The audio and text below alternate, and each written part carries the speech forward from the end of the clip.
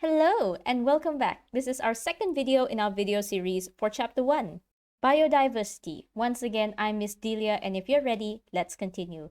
In this video, we'll go into 1.2, which is on domains bacteria and archaea.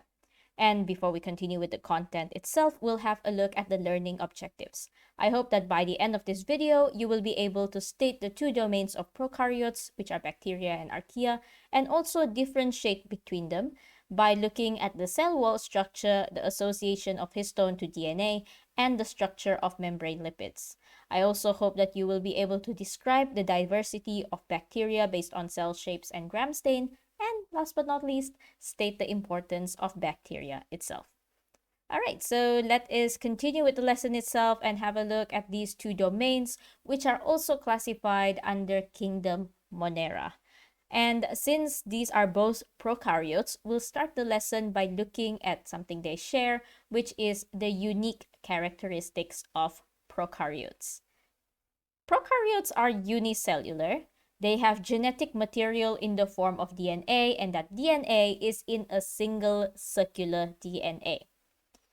There's a little distinction between bacteria and archaea here in that bacteria's DNA is not associated with histone protein, whereas in domain archaea, archaea's DNA is associated with histone protein. So it's a little bit similar to us eukaryotes in that aspect. The DNA in prokaryotes have no true nucleus, so it does not have nuclear envelope, and the DNA is located in the nucleoid region. Many bacteria and archaea have small circular DNA in their cytoplasm, also called as plasmids. Prokaryotes will contain few organelles, so they could have ribosomes and other small organelles, but they don't have membrane-bound organelles, such as mitochondria or chloroplasts.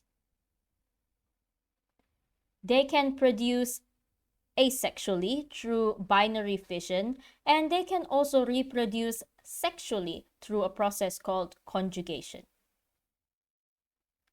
Prokaryotes will have outer cell walls. The outer cell walls function to maintain the shape and provide protection to the cell. There is a little bit of difference here in that bacterial cell wall is composed of peptidoglycan, whereas archaea cell walls lack peptidoglycan. Instead, the archaea cell walls will compose of polysaccharides and proteins. Many prokaryotes will have capsules. These capsules provide an additional protection to the cell by making the cell more resistant to host's defense. So say, for example, this prokaryote enters into your body. Even if your immune system tries to fight it, it still has a little bit of protection from the capsule. That means prokaryotes that have capsules are also pathogenic. They can cause disease. If a cell or an organism can become pathogen, dia boleh menjadi sesuatu yang membawa penyakit, we call it as pathogenic. And another thing to note is that prokaryotes can have mesosomes. Mesosomes are tightly folded areas of the plasma membrane where it is used as sites for cellular respiration. Remember, prokaryotes don't have organelles like mitochondria, so the mesosome is its place in the cell where it will produce energy from cellular respiration. And as you can guess from the diagram here, prokaryotes can also have flagella. Flagellas in prokaryotes contain flagellin, and they are in chains of globular protein wound in a tight spiral. So dia lebih kurang macam flagella yang ada pada sel-sel kita juga. And ayat ini, chains of globular protein wound in a tight spiral, ini cuma mengisahkan macam mana susunan protein di dalam flagella prokaryotes. The function of flagella is for motility. Okay, ini adalah untuk pergerakan. So it will propel the cell in a helical orientation. Helical orientation means dia bukan lurus sejak ke depan macam tu, tapi dia akan macam berpusing sedikit. Okay, so if you're looking at it through the front, if you're looking at it through the front, it actually twists and turns like that. And moving on, we are also going to keep talking about what you can find on the surface of the prokaryote, which also includes the pili. Kalau satu sahaja kita panggil pilus, kalau banyak kita panggil pili. So the function of pili is for attachment, and some pili are specialized to form sex pilus for conjugation. So kalau pili yang biasa dia adalah untuk melekat kepada permukaan sahaja macam tangan ataupun kaki. Tapi kalau dia ada sex pilus, the function of the sex pilus is to assist conjugation. So this allows prokaryotes to exchange DNA during sexual reproduction. Another organ or organelle that we can talk about is fimbriae or fimbria. These fimbriae enable some prokaryotes to attach to one another or to cell surfaces. So ini macam tangan ataupun kaki juga. But fimbriae cannot assist in conjugation. So it is only for attachment, either to each other or to a surface. Now in this slide, we're looking at something a little bit different. This is called an endospore. So you know how environments are not always ideal for you to live in. When a bacteria encounters an unfavorable condition, so like the environment is not right for the bacteria to live, it can choose to become dormant. So dia macam masuk hibernasi ataupun dia akan tidur sehinggalah suasana atau persekitaran dia sesuai untuk dia hidup semula. So when it becomes dormant, it will form an endospore. Yang di dalam ni adalah endospore. But endospores are only found in domain bacteria. In domain Archaea, you cannot find endospores, but Archaea can produce unique enzymes to protect itself in unfavorable conditions. Okay, so that's one more thing for you to remember, difference between Archaea and bacteria. Okay, so that is it for the outer appearance of prokaryotes. Now we're going to talk about how the prokaryotes get their nutrition. Macam mana dia dapatkan dia punya zat-zat dan nutrisi. And the thing about prokaryotes is they have great metabolic diversity. There are various modes of nutrition throughout this whole domain, these two domains. And we're actually going to look at 4 modes of nutrition in prokaryotes. The first of these 4 modes is kind of the most obvious one that we know about. It is photoautotroph, ataupun lebih senang kita ingat ini adalah apa yang kita tahu sebagai photosynthesis. So examples of organisms, prokaryotic organisms that will carry out photoautotroph is cyanobacteria and also green sulfur bacteria. What they do is they use energy from sunlight to synthesize organic compounds from carbon dioxide and other inorganic compounds. So you see here, energy from sunlight, organic compounds from carbon dioxide. So this is what we know as photosynthesis, isn't it? The second mode of nutrition that we'll talk about is chemoautotroph. So it uses chemicals, but it makes its own food. Examples of prokaryotes that are chemoautotrophs are nitrifying bacteria such as Nitrosomonas and Nitrococcus. These organisms will use carbon dioxide as a carbon source, but they don't use sunlight. Instead, they obtain energy by oxidizing inorganic chemical substances such as ammonia and hydrogen sulfide. So kalau dia ada bahan-bahan seperti ammonia dengan hydrogen sulfide di persekitaran dia, dia boleh gunakan ammonia itu, dia akan pecahkan kah or whatever, it will oxidize. And in that process, it can obtain energy from the ammonia itself. And carbon dioxide is used directly as a carbon source. So you can find these types of chemoautotrophs under the ground and also in deep undersea vents. So that's a cool little fact for you.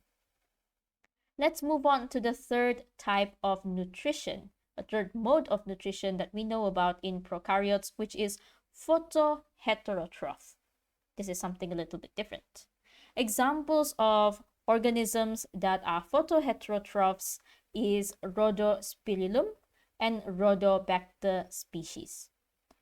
They will obtain carbon from other organisms, but they use chlorophyll and other photosynthetic pigments to trap energy from sunlight.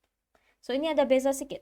Dia tidak guna carbon dioxide, dia makan benda lain juga. Okay, it uses carbon from other organisms, but it also has chlorophyll and it will use energy from sunlight.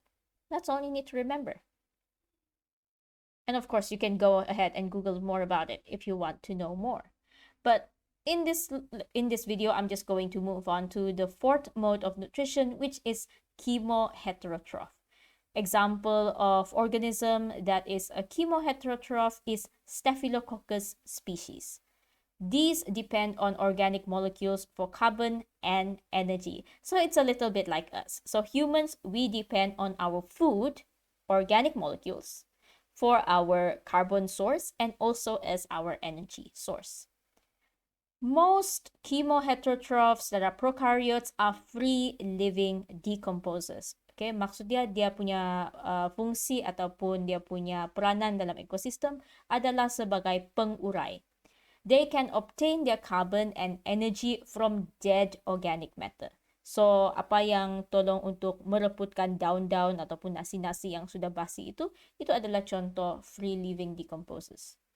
And these can also be called as saprotrophs. They're menyerap, saprotrophs. Chemoheterotrophs can also become pathogens. If they are pathogens, that means they obtain nourishment from the organism they infect. Apa yang dia jangkit, itulah sumber dia untuk carbon dan energy. Okay, so those are the four modes of nutrition for prokaryotes. As you can see, it's very different from one organism to another.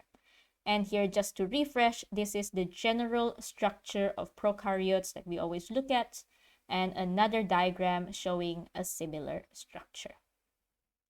Okay, so we know about the unique characteristics of prokaryotes and its modes of nutrition. Now we'll talk about its classification. As you already know from the title of this video, and I told you many times already, we can classify prokaryotes into two domains, which is domain Archaea. Example of organism in domain Archaea is Sulfolobus species, which is what you see over here in the yellow colored cells, and domain bacteria.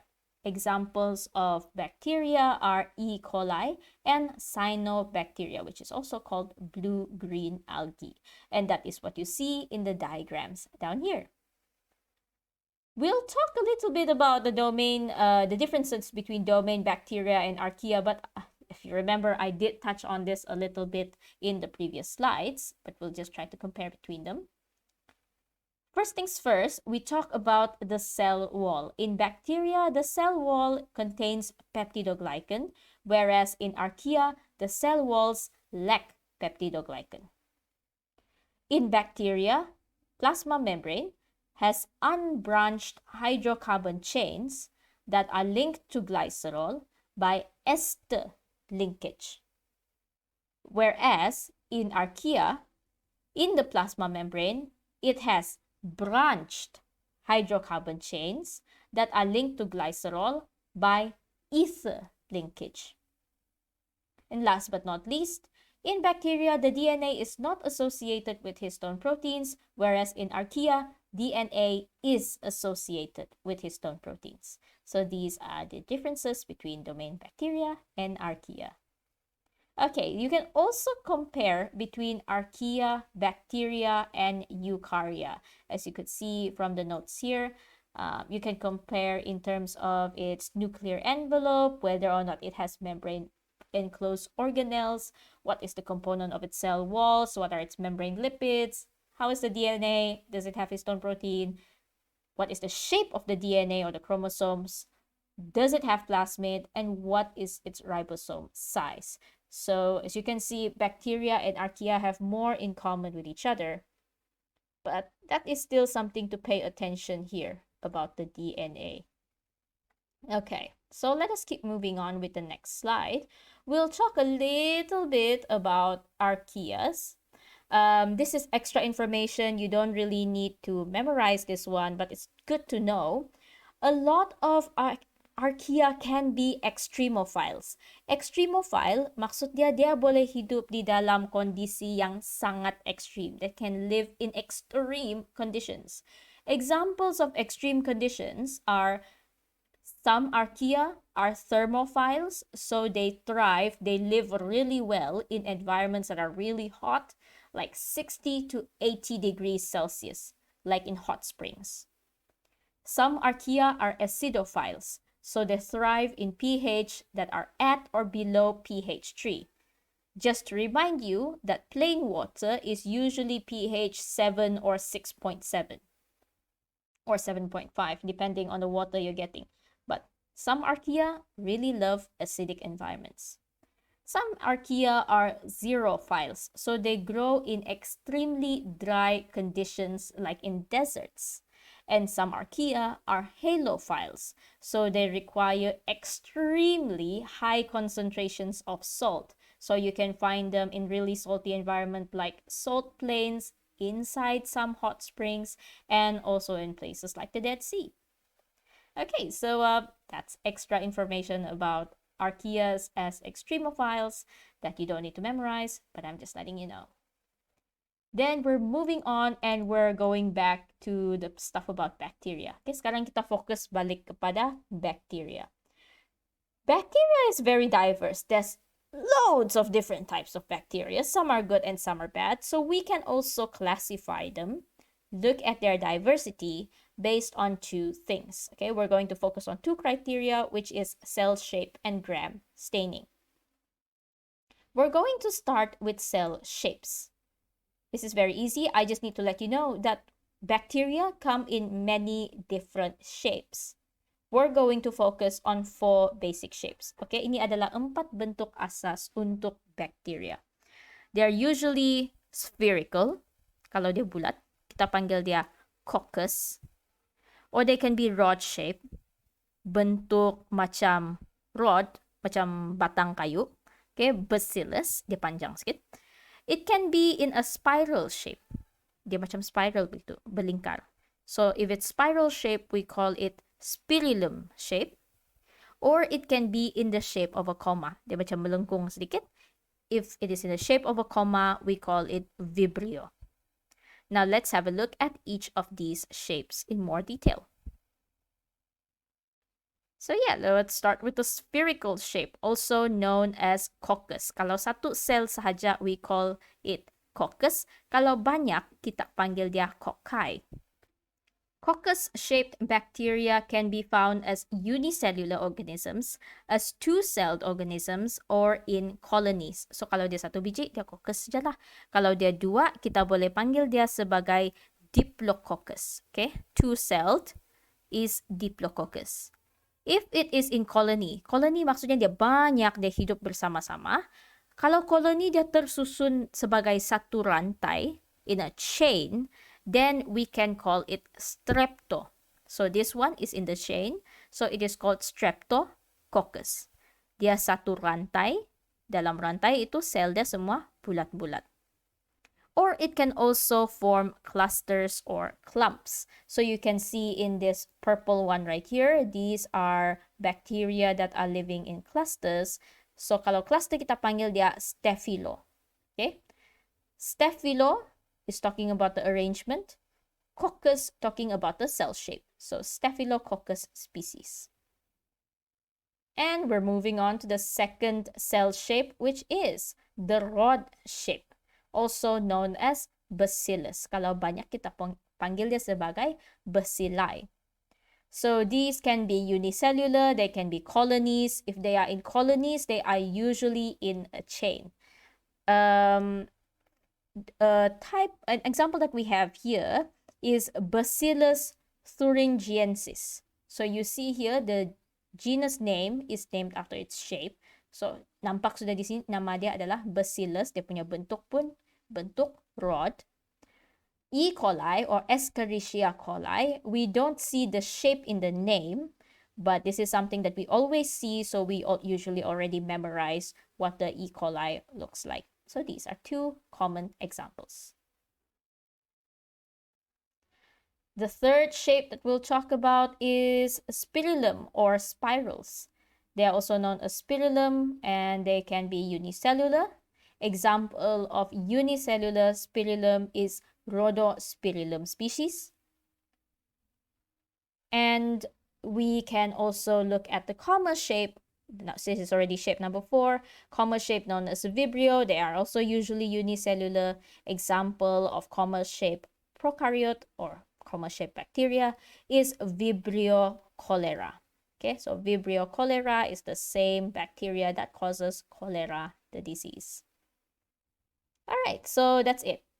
That is how you look at a bacteria and classify it according to its shape. We can also classify bacteria according to its gram staining. Gram staining means that the bacteria, when we do this procedure on the bacteria can either be gram positive or gram negative. Example of gram-positive bacteria are Lactobacillus species or Clostridium species. Examples of gram-negative bacteria are E. coli, Azotobacter species, and Salmonella species. And you can see from this diagram here, this on the left is what gram-positive bacteria looks like under the microscope, and on the right is what gram-negative bacteria looks like under the microscope. Okay, so I'm talking about gram staining. What is gram staining? Apa benda ni? So gram stain is actually a lab procedure or a lab technique for identifying specific bacteria based on the differences in their cell wall. It's called gram staining because the scientist that introduced this technique was called Hans Christian Gram. So this is how the gram stain procedure is done. It uses 4 materials, which are crystal violet, iodine, alcohol, and safranin. When you begin your experiment, you'll take your bacteria and fix it onto the slide. So kita akan kasih lekat bacteria itu kepada slide. Ada cara dia nanti, kamu akan belajar semasa eksperimen. Lepas sudah lekatkan bacteria kepada slide, kamu akan warnakan dia, gunakan dye pertama. You're going to stain it using the primary stain, which is the crystal violet. You're going to use a mordant or modifying agent called Gram's iodine. This iodine, when you put it on the slide, it will increase affinity of primary stain to the cell. Okay, so dia akan menyebabkan stain crystal violet itu melekat kepada komponen peptidoglycan dalam cell wall. After that, you're going to remove the extra stain using the decolorizer alcohol or it uses and usually mix with acetone. Okay, letak alkohol untuk cuci dye yang extra. So, lepas kamu cuci dengan alkohol tu, kamu boleh nampak sudah perbezaan pada segi warna. And we're going to add the counter stain, safranin, so that you can see the parts that were not stained by crystal violets. At the end of the procedure, you will see that the gram-positive bacteria will be purple or dark blue color, whereas the gram-negative bacteria will appear pink. After you know if the bacteria is purple or pink, you will know whether it is gram-positive or gram-negative, and then you will know what are the characteristics of that bacteria. Okay, kalau kamu punya bacteria berwarna purple ataupun biru, dia adalah gram-positive. Gram-positive bacteria will have a simpler cell wall. Dia punya cell wall lebih mudah. Okay, it will have very thick peptidoglycan layer in the cell wall. It will stain blue or purple because the blue or purple crystal violet stain is trapped in the peptidoglycan layer. Gram-positive bacteria are less dangerous. They are less pathogenic and they can be killed by antibiotic. Example of antibiotic is penicillin.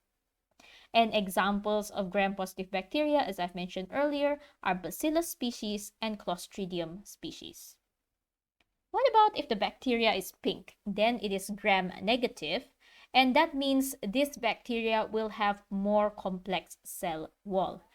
the cell walls will have a thin peptidoglycan layer, but outside of its cell wall, it will have this outer membrane, and that outer membrane will contain lipopolysaccharides. The lipopolysaccharides on the outer membrane of gram-negative bacteria can be toxic. Kaya ito yang akan membahayakan kita kalau dia masuk dalam badan kita. So let's talk a little bit more about gram-negative bacteria. The outer membrane of the gram-negative bacteria will protect them from the host's defense.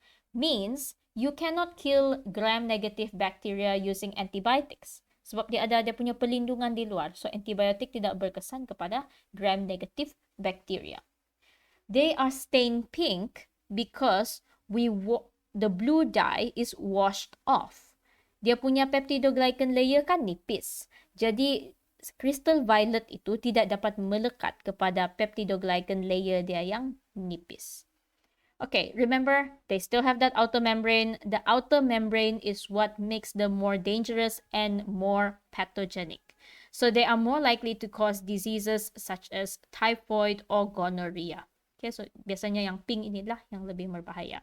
Examples of gram-negative bacteria, as I've mentioned earlier, are Salmonella species, Escherichia coli, and also Azotobacter. So you know some of these names already because they're also the names of some diseases. Okay, so this is an illustration of what the gram-positive and gram-negative bacteria cell walls look like. So kamu boleh nampak di sebelah kiri itu, gram-positive bacteria dia punya peptidoglycan layer yang warna purple sangat tebal. Cell wall dia adalah agak ringkas dari segi dia punya bentuk lah. Okay, so kalau ada antibiotik akan serang lapisan peptidoglycan. So bila dia serang lapisan peptidoglycan, habis. The whole bacteria is done. But for gram-negative bacteria, you can see the peptidoglycan layer is thinner and the outer layer is green in color and it's protecting the whole cell. So, kalau gram-negative bacteria ini kamu bagi dia antibiotik itu tidak akan melepasi lapisan warna hijau. So, antibiotik tidak dapat serang lapisan warna purple. That means the whole cell, the gram-negative bacteria punya cell, masih boleh survive. Okay. We can, of course, compare between gram-positive and gram-negative bacteria. First, you can compare them in terms of their peptidoglycan layer and how many layers are in their cell wall. So, gram-positive bacteria, 1 layer, thick peptidoglycan. Gram-negative, 2-layer cell wall, thin peptidoglycan layer, and have outer membrane layer.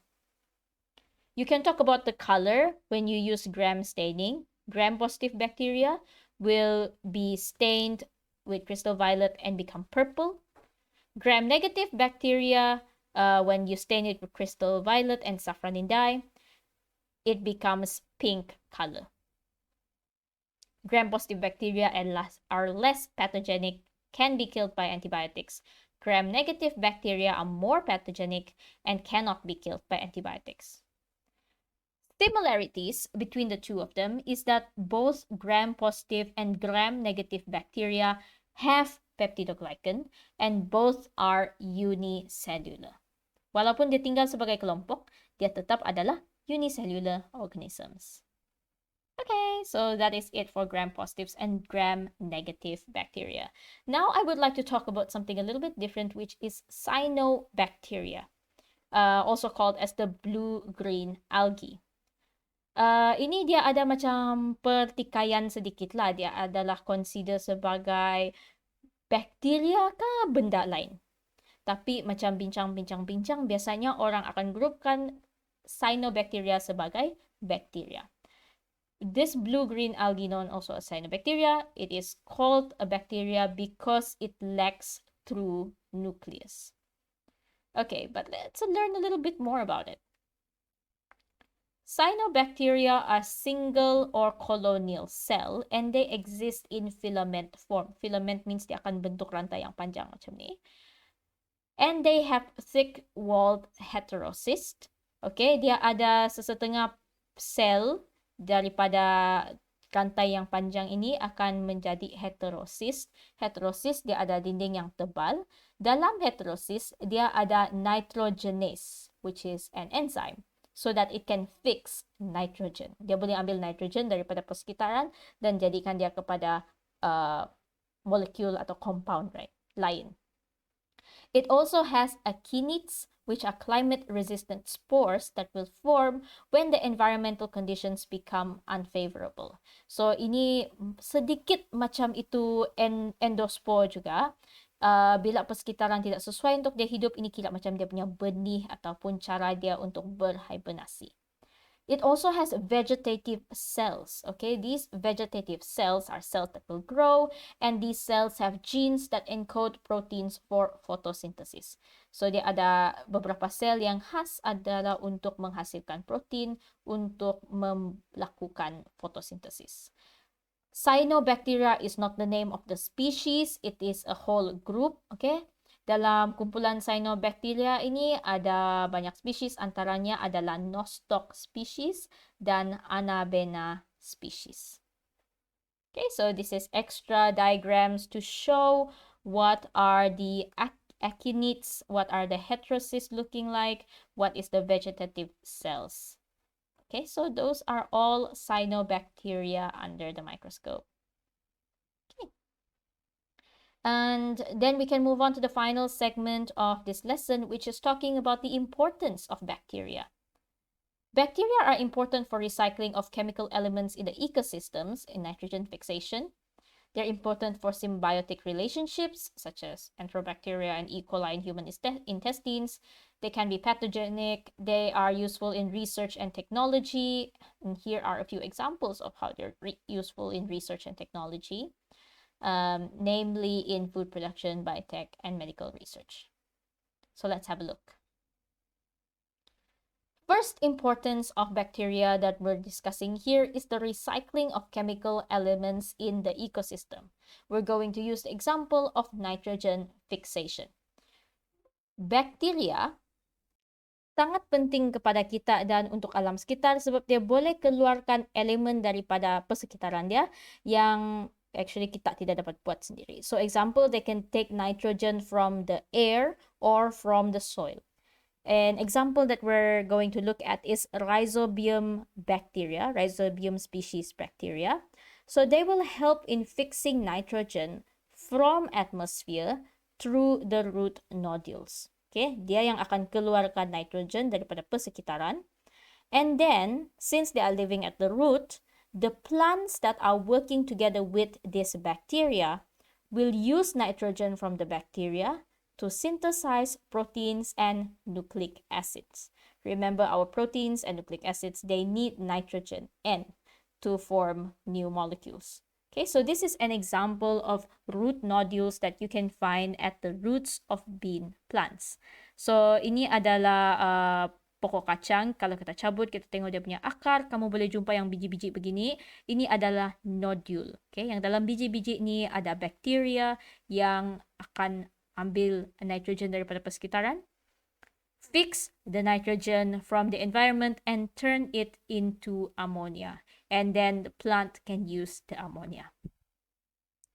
Second importance of bacteria we'll discuss here is in symbiotic relationships. So you can see their importance in enterobacteria such as E. coli that you can find in human intestine. Enterobacteria means bacteria yang masuk ke dalam tubuh kita.